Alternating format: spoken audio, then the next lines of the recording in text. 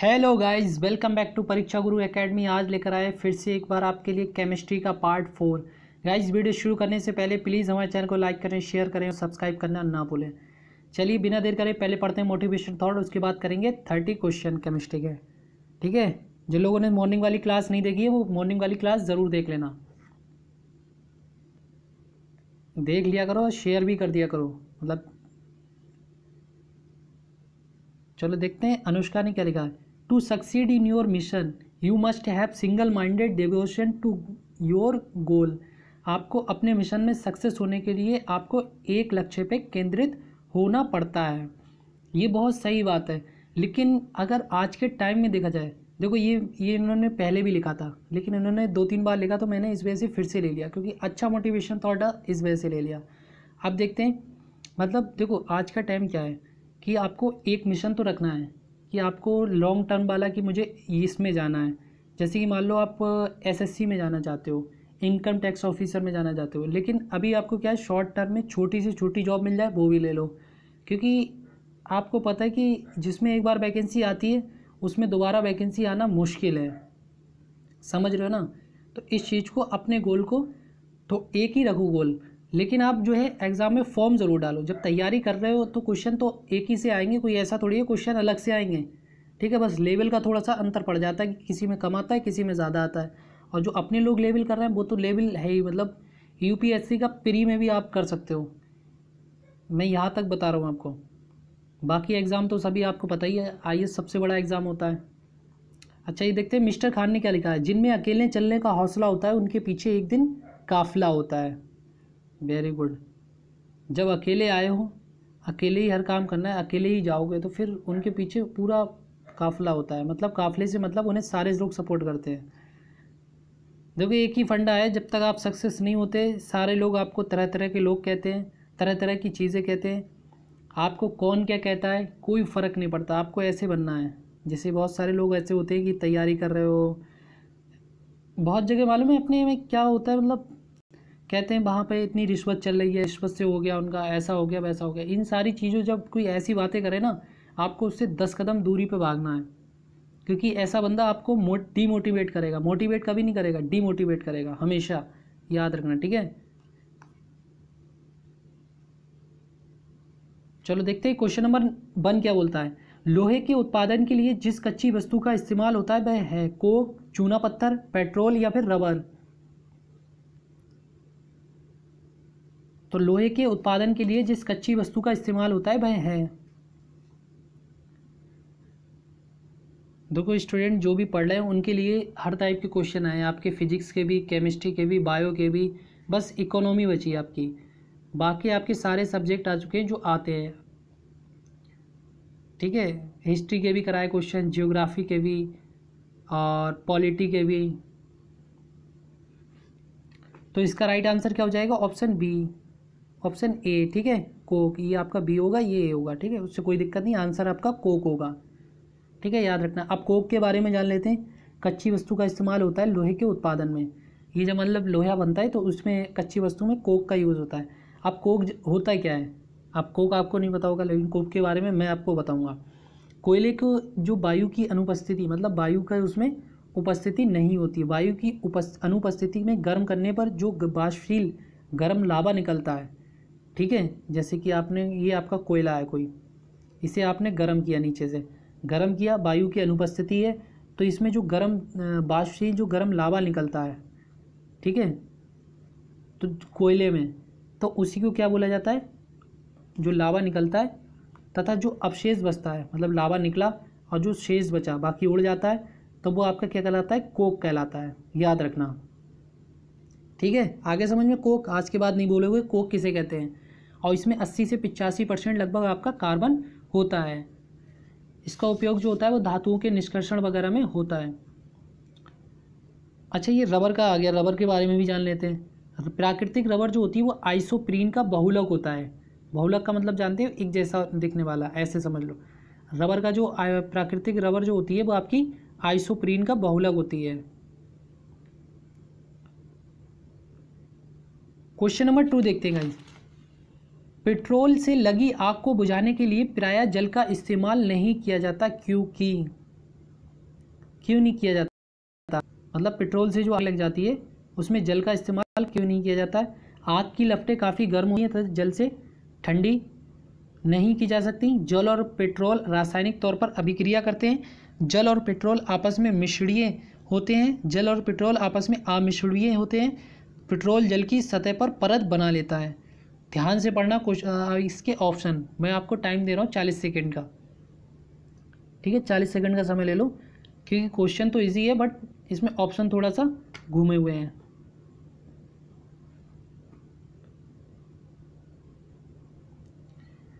जो खासकर रेलवे की तैयारी कर रहे हैं आपके एनटीपीसी और ग्रुप डी के, एनटीपीसी को तो मुझे लगता है सारे लोगों ने ही फॉर्म डाला होगा।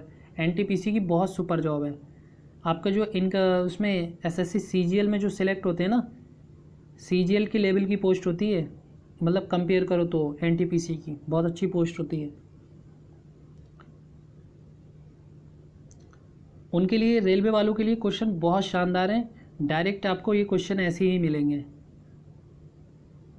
बस आप एक काम किया करो, सुबह में पढ़ लिया, उसके बाद वो मतलब शाम में ही पढ़ा तो आप सुबह में देख ली, ठीक। उसके मतलब रिवाइज करते रहा करो इस वीडियो को।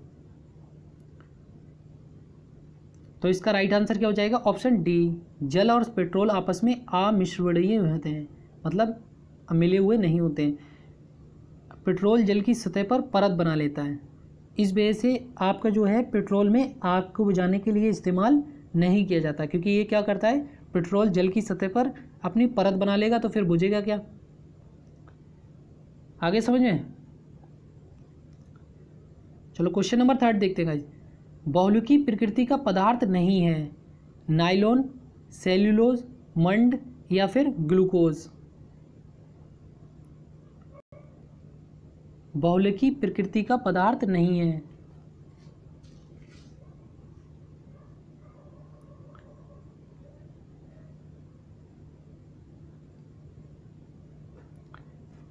तो इसका राइट आंसर क्या हो जाएगा, ऑप्शन बी, सेलुलोज। नहीं, सेलुलोज नहीं यार, इसका राइट आंसर हो जाएगा ऑप्शन डी, ग्लूकोज। ठीक है, याद रखना कौन सा, ग्लूकोज। ग्लूकोज जो है वो प्रकृति का पदार्थ नहीं है, बाकी ये सब है। आपका ग्लूकोज है प्रकृति का बहुलकी पदार्थ नहीं है, इतना याद रखना। अच्छा, ये आ गया आपका नायलॉन का नाम आ गया। नायलॉन के बारे में जान लेते हैं। नायलॉन जो है वो एक मानव निर्मित रेशा है। इसका जो निर्माण होता है वो एडिपिक अम्ल तथा एक्सामिथिलीन डाईएमीन से होता है। किस किस से होता है नायलॉन का निर्माण, एडिपिक अम्ल तथा एक्सामिथिलीन डाईएमीन से होता है। इसका उपयोग आपको पता ही है किस किस में होता है, वस्त्र बनाने में हो गया आपका, रस्सी में, पैरासूट बनाने में इसका उपयोग किया जाता है नायलॉन का। क्वेश्चन नंबर 3 देखते हैं, 4 देखते हैं। ये देखो क्वेश्चन है, ये गाइस थोड़े से बड़े क्वेश्चन होते हैं, इस वजह से टाइपिंग में भी थोड़ा सा इन्हें लिखने में भी दिक्कत होती है। क्वेश्चन नंबर 4 क्या बोलता है, 4 क्या बोलता है, औद्योगिक रूप से विद्युत अपघटन द्वारा बनाए जाने वाले पदार्थों का समूह है ethanol, chlorine, caustic soda, chlorine, aluminium, nitrogen, oxygen, aluminium या शर्करा, सामान लवण, लोहा। तो क्या हो जाएगा इसका राइट आंसर, फटाफट जल्दी से आंसर देना है, रुकने का काम नहीं है अपने पास। अपनी स्पीड ऐसी हो चुकी होगी जैसे कि वो होता है ना कि टारगेट होता है, मतलब जैसे ही देखा टारगेट किया तुरंत, वैसे ही। तो इसका राइट आंसर क्या हो जाएगा, option B, caustic soda, chlorine और एल्यूमिनियम, जो कि आपके विद्युत अपघटन द्वारा पदार्थों का समूह है। विद्युत अपघटन का मतलब तो जानते ही हो, जिसमें धारा प्रवाहित करते हैं फिर धारा बहती है, वही विद्युत अपघटन कहलाता है। ठीक है, चलो क्वेश्चन नंबर 5 देखते हैं। रासायनिक परिवर्तन की प्रक्रिया है साधारण रबर का जल में घुलना, प्रवाही आसवन से पेट्रोलियम का शोधन, मोटर कारों में पेट्रोल का दहन, पेट्रोल और एथिल अल्कोहल का मिलाना। तो रासायनिक परिवर्तन की प्रक्रिया,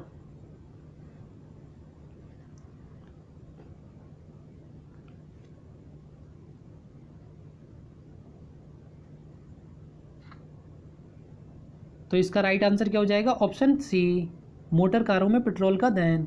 देखो रासायनिक प्रक्रिया क्या होती है, जो एक बार चीज़ हो गई, जैसे कि आपको देखा होगा जो चीज़ जैसे कि आपने देखा होगा द्रव से डायरेक्ट गैस में बदल गई, तो गैस में बदल गई, गैस क्या हो गई, उड़ गई, तो वो अब जो चीज़ वापस नहीं आ सकती, जो चीज़ एक बार होने के बाद वापस नहीं आ सकती, वो आपकी क्या कहलाती है, रासायनिक प्रक्रिया परिवर्तन प्रक्रिया कहलाती है। और फिजिकल प्रक्रिया क्या होती है, जो एक बार बार बार हो सकती है, मतलब वो चीज़ रिवर्स हो जाए, वापस हो जाए, तो वो आपकी रासायनिक प्रक्रिया कहलाती है। जैसे जान लेते हैं आपके क्या, दूध से दही बनना, लोहे से जंग लगना, ठीक है, लोहे में जंग लग गई, तो अभी ये भी आपकी क्या है, रासायनिक प्रक्रिया होती है। ठीक है, आगे समझ में। अच्छा, मोमबत्ती का जलना कैसा है, आज आप जान लो। मोमबत्ती का जलना आपका रासायनिक प्रक्रिया और आपकी फिजिकल मतलब भौतिक प्रक्रिया दोनों होती हैं। वो कैसे, जो आपकी मोम जलती है, ये मैं बहुत अच्छा कॉन्सेप्ट बता रहा हूँ, देखो बहुत सारी चीज़ों में ये रासायनिक प्रक्रिया आ जाती है, लेकिन इसके अलावा भी क्वेश्चन अगर अच्छे लेवल से बनता है तो मैं बता रहा हूँ। मोमबत्ती जो होता है वो दोनों होती है, रासायनिक भी और भौतिक भी। कैसे कैसे होती है सुन लो। मोमबत्ती, जैसे कि आपने मोमबत्ती जलाई, तो मोमबत्ती जो पिघलती है वो आपकी क्या है, भौतिक प्रक्रिया है। क्या है, भौतिक परिवर्तन प्रक्रिया है। क्यों, क्योंकि मोम पिघलेगी, फिर से आप मोम उसे इकट्ठा कर लोगे। लेकिन उसमें जो धागा जलता है, धागा क्या है, इसमें रासायनिक परिवर्तन प्रक्रिया है। ठीक है, आगे समझ में। जो धागा है आपका वो रासायनिक परिवर्तन प्रक्रिया है, जो मोम है उसमें, मोम आपका भौतिक परिवर्तन प्रक्रिया है। साइंस का मैं आपको मास्टर बना दूंगा, बस क्या होता है देखो, आप पढ़ लिया करो, आपके पास जो भी बुक्स है, लूसेंट है, लूसेंट बहुत अच्छी है साइंस की, लूसेंट तो मतलब जीएस की लिए अच्छी है, सुपर बुक है। उसके अलावा अरिहंत हो गया, बहुत सारी पब्लिकेशन की बुक आती है, आपको कोचिंग की तरफ से मिली होंगी, वो भी पढ़ सकते हो आप। क्वेश्चन देखते हैं 6 क्या बोलता है।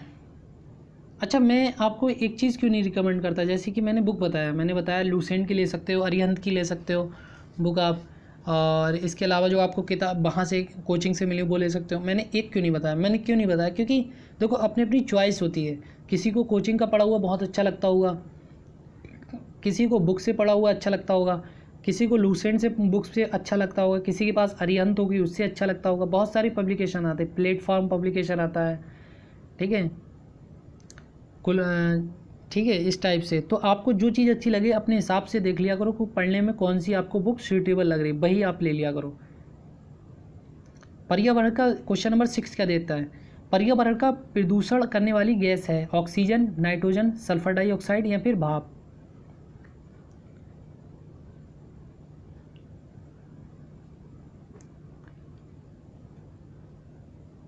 इस टाइप का कल भी क्वेश्चन कर चुके हैं, तो इसका राइट आंसर क्या हो जाएगा, option C, sulphur dioxide. Question number 7 देखते हैं, हीरा उसी एक तत्व से बना है जिससे बना है साधारण लवण, शर्करा, ग्रेफाइट या फिर क्लोरोफॉर्म।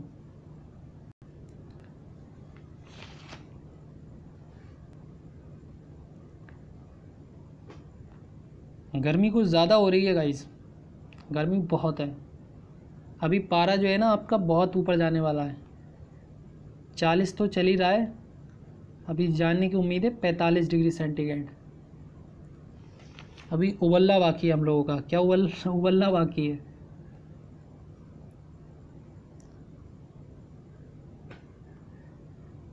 तो इसका राइट आंसर क्या हो जाएगा, ऑप्शन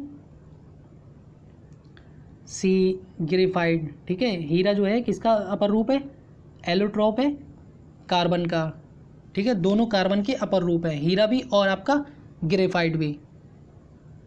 और तीसरा अपर रूप भी आता है, वो अप्राकृतिक बोला जाता है, वो नेचुरल नहीं है आपका, फ्लोरोक्विनीन करके होता है। कौन सा, फ्लोरोक्विनीन करके। मैं उसके बारे में किसी दिन डिटेल से बता दूंगा, ठीक है। अच्छा, ये क्लोरोफॉर्म आया था, इसके बारे में थोड़ा सा जान लेते हैं। देखो जब क्वेश्चन आ ही गया तो क्यों ना इसके बारे में थोड़ा सा जान लिया जाए। क्लोरोफॉर्म जैसे किसका है, क्लोरोफॉर्म जो होता है वो निषेचक होता है। ये आपका किसमें किसमें यूज़ लिया जाता है, आपका जो ये सर्जरी वगैरह होती है इसमें उपयोग होता है, और सांस के साथ लेने से इसके बेहोशी हो जाती है। आप किसी को क्लोरोफॉर्म सुंघा दोगे तो वो बेहोश हो जाएगा। क्वेश्चन नंबर 8 क्या बोलता है, पौधों की वृद्धि के लिए सबसे महत्वपूर्ण यौगिक निम्न में से बने होते हैं, कार्बन, नाइट्रोजन, ऑक्सीजन या फिर सल्फर। पौधों की वृद्धि के लिए सबसे महत्वपूर्ण यौगिक।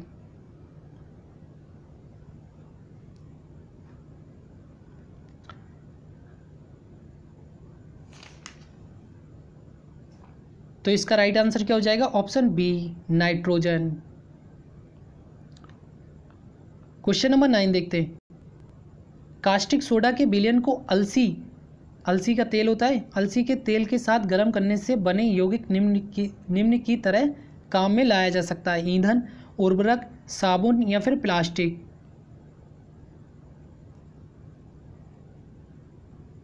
तो अलसी के तेल के साथ गर्म करने पर यौगिक जो है था किस तरह काम में लाया जा सकता है?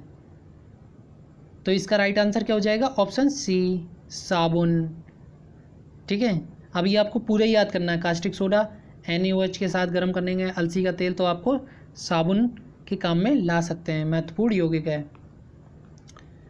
क्वेश्चन नंबर 10, थोड़ा फास्ट तरीके से चलेंगे गाइस अपन लोग, यार गर्मी बहुत है।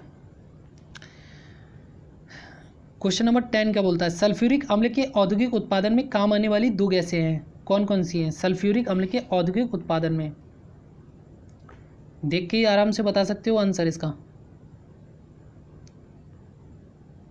तो इसका राइट आंसर क्या हो जाएगा? ऑप्शन बी, सल्फर डाइऑक्साइड और हाइड्रोजन। देखो ठीक है, औद्योगिक उत्पादन में आपका सल्फर डाइऑक्साइड और हाइड्रोजन का मिश्रण होता है सल्फ्यूरिक एसिड में, और जो आपका H2SO4 यही सल्फ्यूरिक एसिड होता है। इसे क्या बोला जाता है? इसे एक नाम से और जाना जाता है, रसायनों का सम्राट। क्या बोला जाता है इसे? रसायनों का सम्राट बोला जाता है। किंग ऑफ केमिकल, कभी कभी क्वेश्चन आ जाए कभी भी तो याद रखना, किंग ऑफ केमिकल किससे बोला जाता है? सल्फ्यूरिक एसिड को। ठीक है, चलो क्वेश्चन नंबर 11 देखते हैं।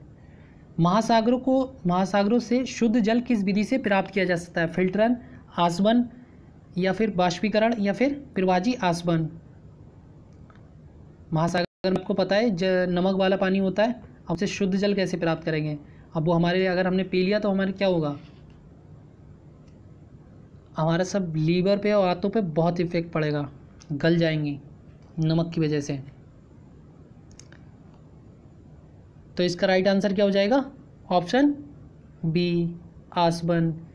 इसे इंग्लिश में बोलते हैं टेलाइजेशन करके, ऐसी कुछ बोला जाता है इसे इंग्लिश में, देख लेना। ठीक है,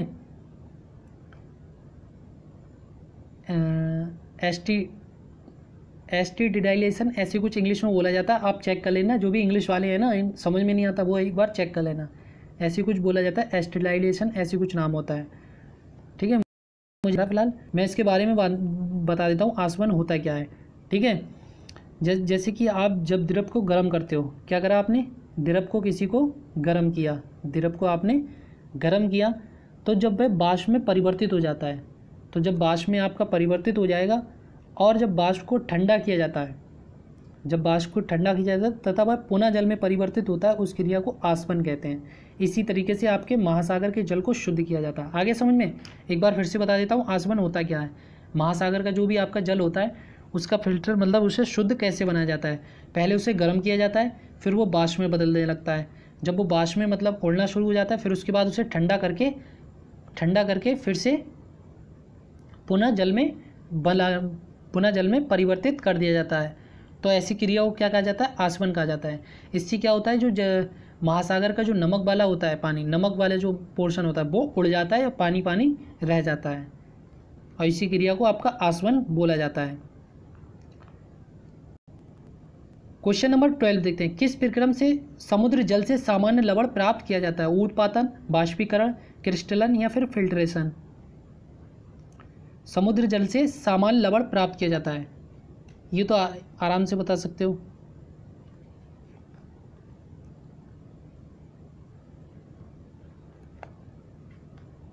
तो इसका राइट आंसर क्या हो जाएगा? ऑप्शन बी, बाष्पीकरण, वेपोराइजेशन बोलते हैं। ठीक है, अच्छा ये आपका आ गया ऊर्ध्वपातन आ गया। ऊर्ध्वपातन के बारे में जानते होंगे, इसे क्या बोलते हैं? सब्लिमेशन इंग्लिश में बोला जाता है। देखो इंग्लिश वाले जिनके लिए पॉसिबल हो सकता है मैं उतना काम करता हूँ। अगर आपको कोई वर्ड जैसे कि नहीं समझ में आया, ऊर्ध्वपातन नहीं समझ में आया, तो आप बाद में आफ्टर वीडियो के बाद दोबारा से ये अपलोड हो जाएगी, फिर आप उसमें गूगल ट्रांसलेट पर जो भी आपके पास डिक्शनरी हुआ करे उसमें वर्ड देख लिया करो, ठीक है। अच्छा, ऊर्ध्वपातन के बारे में जान लेते हैं। ऊर्ध्वपातन क्या होता है? जो डायरेक्ट ठोस से गैस में बदल जाता है, ठीक है, ठोस से वाष्प में बदल जाता है। और जब वाष्प को फिर से ठोस में बदल लिया जाता है तो उसको क्या बोला जाता है? सब्लिमेशन, ऊर्ध्वपातन कहा जाता है, ठीक है। ठोस से डायरेक्ट गैस में बदलना और गैस से डायरेक्ट ठोस में बदलना, ये क्या कहलाता है? आपका ऊर्ध्वपातन कहलाता है। आपको एक बात पता होगी कि डायरेक्ट ठोस से गैस में बदलना ऊर्ध्वपातन कहलाता है, लेकिन दूसरी बात नहीं पता होगी कि गैस से ठोस में बदलना भी ऊर्ध्वपातन ही कहलाता है, ठीक है। और आपके एग्जाम्पल कौन कौन से हैं? आपका कपूर हो गया, नौसादर हो गया जो जिसका रासायनिक सूत्र NH4Cl होता है, आयोडीन हो गया, नेफ्थलीन हो गया, बेंजोइक एसिड हो गया, ये सब आपके ऊर्ध्वपातन के उदाहरण हैं। क्वेश्चन नंबर देखते हैं। नेफ्थलीन की गोलियां जो क्या नाम है घरों में रखी जाती हैं ताकि वो झींगुर वगैरह नहीं आए, उसके लिए वही होती हैं। वो क्या होती हैं? डायरेक्ट हवा में उड़ जाती हैं ठोस से। क्वेश्चन नंबर 13 क्या बोलता है? किस प्रक्रम द्वारा कच्चे तेल से गैसोलीन प्राप्त किया जाता है? बाष्पीकरण, प्रभाजी आसमन या फिर फिल्टर। ये आपका फिल्टरन होगा, ठीक है, याद रखना। तो किस प्रक्रम द्वारा कच्चे तेल से गैसोलीन? तो ऑप्शन बी, प्रभाजी आसमन द्वारा, ठीक है। आसमन के बारे में भी मैंने बता ही दिया था, वैसे ही थोड़ा सा अलग होता है प्रभाजी आसमन। क्वेश्चन नंबर 14 देखते हैं। कठोर, ये आपका जल होगा, जत हो गया। कठोर जल को उबालने के लिए इस्तेमाल में लाए जाने वाले विद्युत उपकरण के तापन अवयव पर जमने वाली सफ़ेद परत में क्या होता है? शर्करा होती है, सामान्य लवण होता है, कैल्शियम तथा मैग्नीशियम का लवण होता है, सोडियम कार्बोनेट होता है। कठोर जल को उबालने के लिए इस्तेमाल में लाए जाने वाले विद्युत उपकरण के, जैसे ही कठोर जल को आपने उबाला तो विद्युत उपकरण का जो होता है आपका, तो जैसे कि आप समझो वो आप हीट करते हो ना पानी, तो पानी जो होता है वो आपका ठंडों में गर्म करते हो पानी, तो आपने देखा होगा छोटा सा क्या आता है यार, नाम ही भूल गया मैं, तो हीट करने वाला होता है, बाल्टी में भी डालते हैं, वो टैंकों में भी लगा होता है, तो उसके ऊपर आपने देखा होगा सफ़ेद परत चढ़ जाती है, वो इस तरीके से बना होता है, हीटर टाइप का होता है, ठीक है। डायरेक्ट पानी में डालते हैं, वो टैंक में लगा होता है, तो मुझे इतना पता नहीं, फिलहाल बाल्टियों में भी डालते हैं, देखा है मैंने पानी गर्म करते हुए। तो पानी जब गर्म करते हैं तो उसके ऊपर आपकी सफ़ेद परत चढ़ जाती है, वो किसकी होती है? तो इसका राइट आंसर हो जाएगा ऑप्शन सी, कैल्शियम तथा मैग्नीशियम का लवण होता है। वो क्या होता है? कैल्शियम तथा मैग्नीशियम का लवण होता है। क्वेश्चन नंबर 50 देखते हैं। कपड़े धोने वाला सोडा क्या है? सोडियम क्लोराइड, जलयोजित सोडियम कार्बोनेट, सोडियम बाइकार्बोनेट या कैल्शियम कार्बोनेट।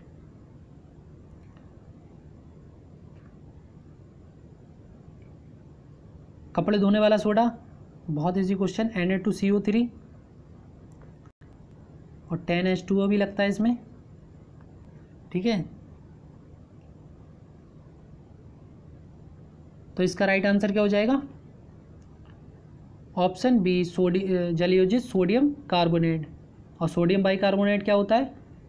बेकिंग सोडा या फिर खाने का सोडा, जिसे NaHCO3 बोला जाता है। क्वेश्चन नंबर 16 क्या बोलता है? सामान्य लवण कौन सा है? बहुत इजी क्वेश्चन, आराम से बता सकते हो। Sodium chloride, sodium bicarbonate, magnesium carbonate या फिर कैल्शियम कार्बोनेट। सामान्य लवण, तो इसका राइट आंसर क्या हो जाएगा? ऑप्शन सी, वो ऑप्शन क्या हो जाएगा? Option A, sodium chloride NaCl। अच्छा, ये एक क्वेश्चन इसमें आ गया, मैग्नीशियम कार्बोनेट, इसके बारे में थोड़ा सा जान लेते हैं। इसकी ये थोड़ा सा ऐसा होता है, जो मैग्नीशियम कार्बोनेट होता है MgCO3, देखो जो एक्स्ट्रा मैं बता रहा हूँ वो आपके लिए अलग है। क्वेश्चन तो आपका हो ही गया, अलग से भी पढ़ोगे तो भी अच्छा रहेगा, अलग डिटेल भी। तो मैग्नीशियम कार्बोनेट जो होता है इसे मैग्नेसाइड भी कहा जाता है। इसका उपयोग आपका किस किस में होता है? छपाई की स्याही में होता है, दंत मंजन में होता है आपका मैग्नीशियम कार्बोनेट का, और चेहरे पर लगाने वाला पाउडर होता है इत्यादि, इससे ही बनाया जाता है। और पेट की अम्लता को दूर करने में भी काम आता है आपका कौन सा? Magnesium carbonate. अब देखो कितनी चीज़ें आपको पता लगी, इससे कितने क्वेश्चन बनेंगे। अब ऐसे करके क्वेश्चन आ जाएगा कि छपाई की स्याही में कौन से लवण का प्रयोग किया जाता है, मतलब किसका प्रयोग किया जाता है, आपको ऑप्शन दे दिया जाएगा और फिर ऐसे ही आंसर बताना होगा। ठीक है, तो इसी वजह से आप नोट कर लिया करो ये सारी चीज़ें, कुछ क्वेश्चन आप नोट कर लिया करो, मैं बहुत बहुत अच्छे बता देता हूँ आपको क्वेश्चन। आप पूरे यूट्यूब पे पढ़ लेना, उसके बाद आप देख लेना कि हाँ कौन सही पढ़ा रहा है कौन गलत। आपकी पता ही है कि मैथ की क्लास जब शुरू होगी तो आप देखना फिर। 17 क्वेश्चन क्या बोलता है, कठोर जल साबुन के साथ अच्छी तरह से झाग क्यों नहीं देता। कठोर जल होता है वो साबुन के साथ अच्छी तरह झाग क्यों नहीं देता। इसमें कैल्शियम तथा मैग्नीशियम के कार्बोनेट होते हैं, ये अत्यधिक रंगीन होता है, इसमें निलंबित अपद्रव्य होते हैं, इसमें सोडियम क्लोराइड होता है। तो किस वजह से जो होता है कठोर जल साबुन के साथ अच्छी तरह से झाग नहीं देता। तो इसका राइट आंसर क्या हो जाएगा, ऑप्शन ए, इसमें कैल्शियम तथा मैग्नीशियम के कार्बोनेट होते हैं। क्वेश्चन नंबर 18 आपका ये क्या है, बयानों चट्टानों होगा, वही तो मैं कहूँ, मुझे क्वेश्चन देखते ही पता लग जाता है कि यहाँ पर ये गलत है। ठीक है, क्यों पता लग जाता है, क्योंकि प्रैक्टिस की वजह से। ऐसे ही आपको भी पता लग जाएगा कि कौन सा क्वेश्चन अब गलत हो गया। ये क्या दिया, चट्टानों पर से गुजरने के बाद जो जल होता है, ये आपका उल भी नहीं होगा। ठीक है, जल, चट्टानों पर से गुजरने के बाद जल निम्न में से क्या घुल जाने से कठोर हो जाता है।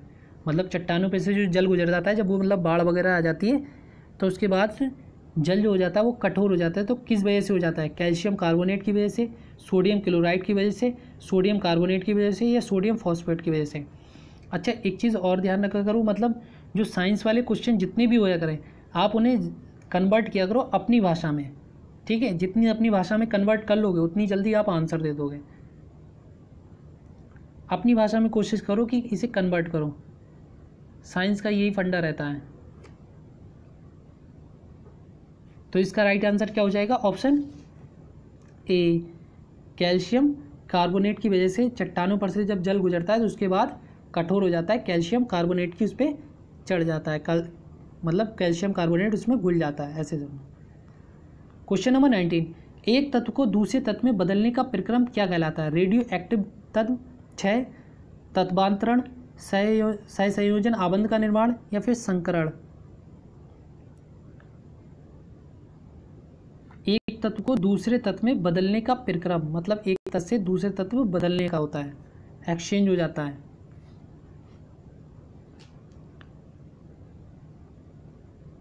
तो इसका राइट आंसर क्या हो जाएगा, ऑप्शन बी, तत्वांतरण, ट्रांसम्यूटेशन, जो कि एक तत्व से दूसरे तत्व का बदलने का प्रक्रम कहलाता है। ठीक है, क्रिया कहलाती है, ऐसे समझो।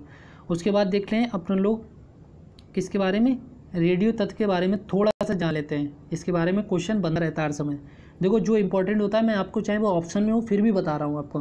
क्यों बता रहा हूँ, क्योंकि वो आपके लिए इंपॉर्टेंट है और याद भी हो जाता है। अच्छा, ये जो आपके वो तत्व, अब रेडियो जो सक्रिय तत्व होते हैं उनके बारे में जान लेते हैं। ठीक है, रेडियो एक्टिव नाम आपने सुना होगा, लेकिन इसके बारे में जान लो। जो तत्व स्वयं विखंडित हो जाते हैं, मतलब स्वयं टूट जाते हैं और अल्फा बीटा गामा किरणें निकालते हैं, रेडियो सक्रिय तत्व कहलाते हैं। ऐसी घटना को क्या बोलते हैं, रेडियो सक्रियता कहते हैं। इसकी खोज किसने की थी, हेनरी बेकरल ने की थी 1886 में। ठीक है, रेडियो सक्रियता की खोज हेनरी बेकरल ने की 1886 में। रेडियो सक्रिय तत्व आप जान गए क्या हो गया, जो तत्व स्वयं विघटित हो जाते हैं और अल्फा बीटा गामा किरणें निकालते हैं, उन्हें रेडियो सक्रिय तत्व को बोला जाता है। ऐसी घटना को क्या बोलेंगे, रेडियो सक्रियता कहते हैं।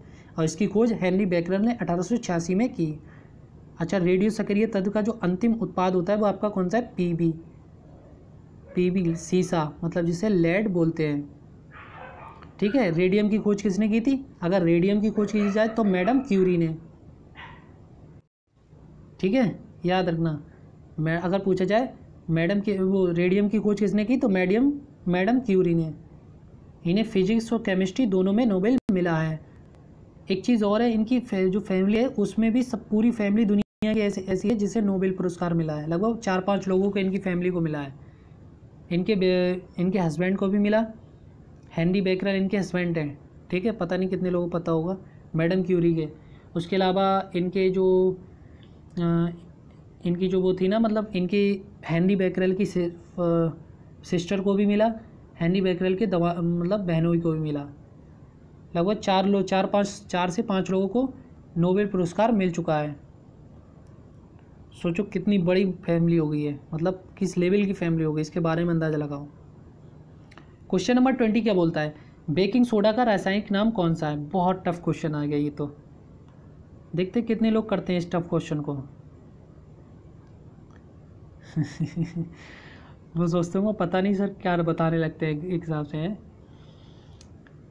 तो इसका राइट आंसर हो जाएगा option B, sodium bicarbonate NaHCO3, जिसे खाने का सोडा भी कहा जाता है।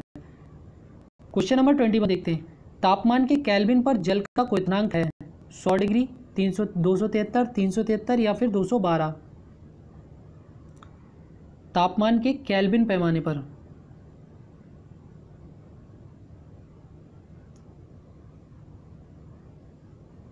तो इसका राइट आंसर क्या हो जाएगा, ऑप्शन सी 373 केल्विन पर। चलो देखते हैं क्वेश्चन नंबर 22, रोगग्रस्त वृक्क को किडनी के रोगियों को दिए जाने वाला जो अपोहन होता है, मतलब डायलिसिस के प्रक्रम को प्रयुक्त परिघटना, ये फिनोमिना को क्या बोलेंगे, जो फिनोमिना होता है मतलब परिघटना होती है उसे क्या बोलते हैं, विसरण बोला जाता है, अपशोषण बोला जाता है, परासरण बोला जाता है या फिर वैद्युत संचलन बोला जाता है। जो मतलब किडनी के रोगी होते हैं जिन्हें डायलिसिस की ज़रूरत होती है, तो उनके लिए मतलब क्या किया जाता है ये पूछा है, मतलब उस घटना को क्या बोला जाता है, फिनोमिना बोलते हैं ना नॉर्मल भाषा में, ये फिनोमिना है।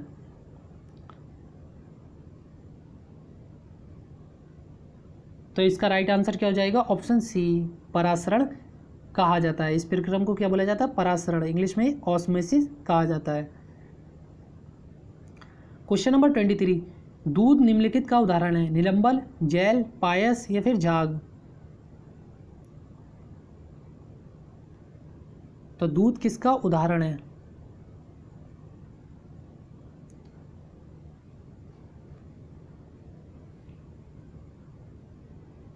तो इसका राइट आंसर क्या हो जाएगा, ऑप्शन सी पायस इमल्सन का उदाहरण है। वैसे कोलाइड जिसमें परिक्षेपण, वैसे कोलाइड जो थे, कोलाइड के बारे में तो जानते हो कि नहीं होगे तो मैं किसी दिन बता दूंगा, ठीक है।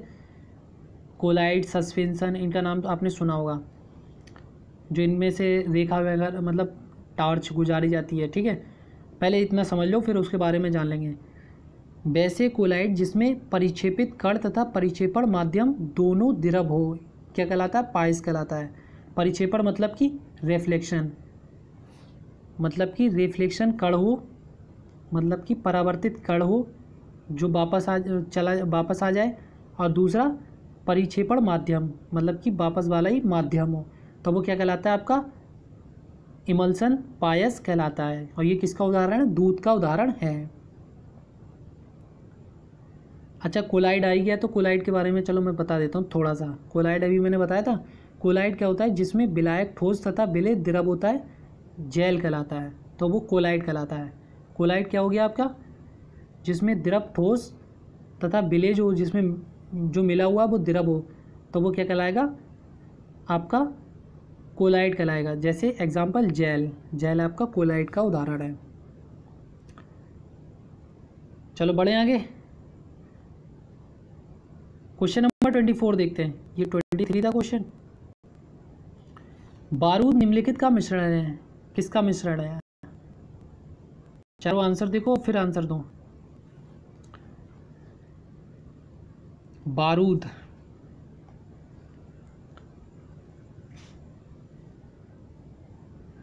तो इसका राइट आंसर क्या हो जाएगा, ऑप्शन सी नाइट्रेट, सल्फेट व काट कोयला का उदाहरण है बारूद।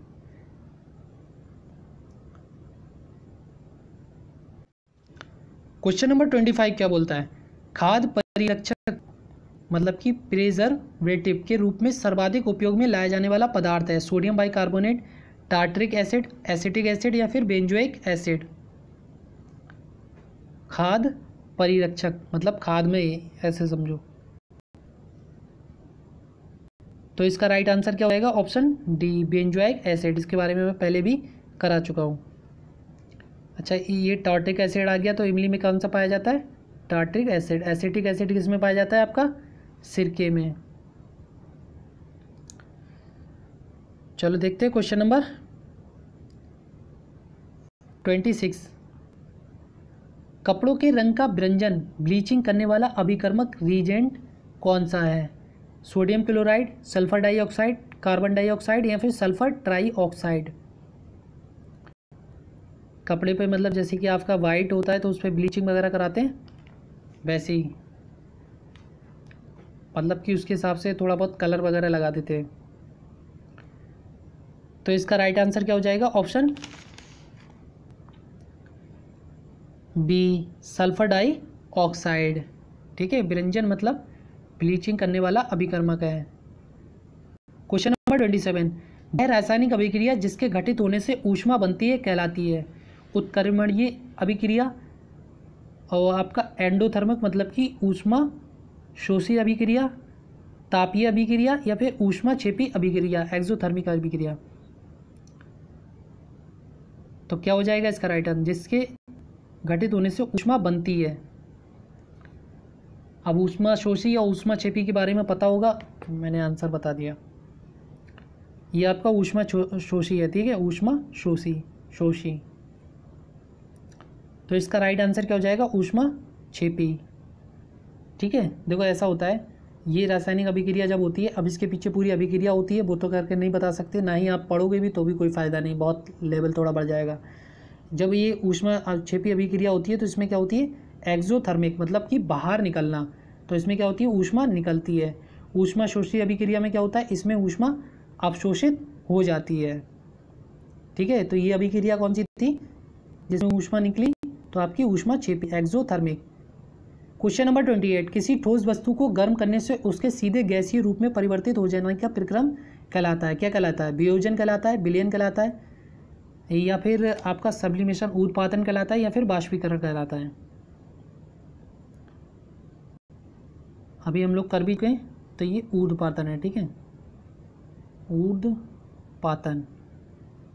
तो इसका राइट आंसर क्या हो जाएगा? ऑप्शन सी, ऊर्ध्वपातन यानी कि सब्लिमेशन। Question number 29। किसी भी रासायनिक यौगिक की न्यूनतम संभव इकाई है? परमाणु, इलेक्ट्रॉन, प्रोटॉन या फिर अणु? किसी भी रासायनिक यौगिक की न्यूनतम संभव इकाई, इससे रिलेटेड मैं एक चीज़ बता दूंगा, वो आप नोट कर लेना। तो इसका राइट आंसर क्या हो जाएगा? ऑप्शन ए, परमाणु। देखो परमाणु के बारे में थोड़ा सा जान लेते हैं। किसी भी रासायनिक किसी भी पदार्थ का वह सूक्ष्म कण जो स्वतंत्र अवस्था में नहीं पाया जाता लेकिन क्या रासायनिक अभिक्रिया में भाग लेता है, तो क्या कहलाता है? परमाणु कहलाता है। आया समझ में? कुछ नहीं, फिर से बता देता हूँ, एक बार फिर से सुन लो, उसके बाद समझ में आ जाएगा। किसी पदार्थ का वह सूक्ष्म कण जो क्या नाम है? स्वतंत्र अवस्था में रहता, मतलब फ्रीडम अवस्था में रहता है, लेकिन रासायनिक अभिक्रिया में मतलब स्वतंत्र अवस्था में नहीं रहता है, स्वतंत्र अवस्था में नहीं रहता है, और क्या है? किसी भी अभिक्रिया में भाग लेता है, किंतु रासायनिक अभिक्रिया में भाग लेता है, तो वो क्या कहलाता है? परमाणु कहलाता है, एटम कहलाता है। अच्छा, उसके बाद दूसरा जान लेते हैं, जो आपका अणु होता है, तो वह सूक्ष्म कण। अब अणु के बारे में जान लेते हैं। ये आपका किसके बारे में हो गया? एटम के बारे में, जो सबसे न्यूनतम संभव इकाई होती है। अब अणु क्या होता है? अणु वह अवस्था होती है जो सबसे स्वतंत्र अवस्था में पाया जाता है, लेकिन क्या होता है? रासायनिक अभिक्रिया में भाग नहीं लेता है, तो वो अणु कहलाता है, मॉलिक्यूल कहलाता है। ठीक है, क्वेश्चन नंबर 30 देखते हैं गाइस। सिल्वर हैलाइड का उपयोग फोटोग्राफी प्लेटों में होता है क्योंकि वे वायु में ऑक्सीकृत हो जाते हैं, रंगहीन होते हैं, हाइपोगोल में आसानी से घुलनशील होते हैं, या फिर प्रकाश से आसानी से अपचेत हो जाते हैं। अभी मैं आपको एक बुक बता दूंगा, वो आप पढ़ लेना। ठीक है, कहाँ से आपको मिल जाएगी वो भी बता दूंगा। तो इसका राइट आंसर क्या हो जाएगा? Option B. सिल्वर हैलाइड का उपयोग फोटोग्राफी प्लेटों में इस वजह से होता है क्योंकि वे रंगहीन होते हैं। गाइस क्वेश्चन खत्म हो गया। वीडियो कैसी लगी लाइक करें, शेयर करें और सब्सक्राइब करना ना भूलें। चलो मैं आपको बता देता हूँ। देखो आप पढ़ते होगे, बहुत सारे लोगों ने साइंस नहीं अच्छे तरीके से मतलब पढ़ी होगी, लेकिन इतने लेवल ये थोड़ा सा अच्छा है। ये क्वेश्चन आपके डायरेक्ट ग्रुप डी एनटीपीसी में पूछे गए ही क्वेश्चन हैं और ऐसे ही क्वेश्चन आएंगे। तो इसी वजह से अब आप क्या करना, इसकी थ्योरी पढ़ने के लिए आप लूसेंट की बुक ले सकते हो। लूसेंट में थोड़ा सा मटेरियल अच्छा दिया होता है, थोड़ा सा लॉन्ग है, लेकिन आप लूसेंट की बुक ले सकते हो। अगर आप मार्केट नहीं जा पा रहे हो, कोई दिक्कत नहीं है, तो आप उस पर प्ले स्टोर पर जाना। किस पे जाओगे? प्ले स्टोर पे जाना और वहाँ पे लूसेंट बुक लिख देना, तो लगभग 60-70 MB की होगी, आपको बुक मिल जाएगी। आप उससे पढ़ते रहो, थ्योरी पढ़ते रहो जब तक आप बुक नहीं ला सकते। जब बुक मार्केट जाओ तो बुक भी ला सकते हो, ठीक है। उसके अलावा आपको उस पर प्ले स्टोर पर अरिहंत की बुक भी मिल जाएगी। बहुत सारी बुक आपको मिल जाएंगी थ्योरी वाइज की। बाकी आप क्वेश्चन यहाँ पर कर ही रहे हो, ठीक है गाइज। और घर पे रहें, सेफ रहें। और मॉर्निंग वाली वीडियो जिन लोगों ने नहीं देखी है वो देख लेना और शेयर ज़रूर कर दिया करो। देखो यार, आपके लिए इतनी मेहनत कर रहे हैं तो थोड़ी मेहनत आप भी कर दिया करो। एक शेयर जो भी आपके व्हाट्सएप ग्रुप, फेसबुक ग्रुप जो भी होया करे उसमें शेयर कर दिया करो। Okay, bye everyone.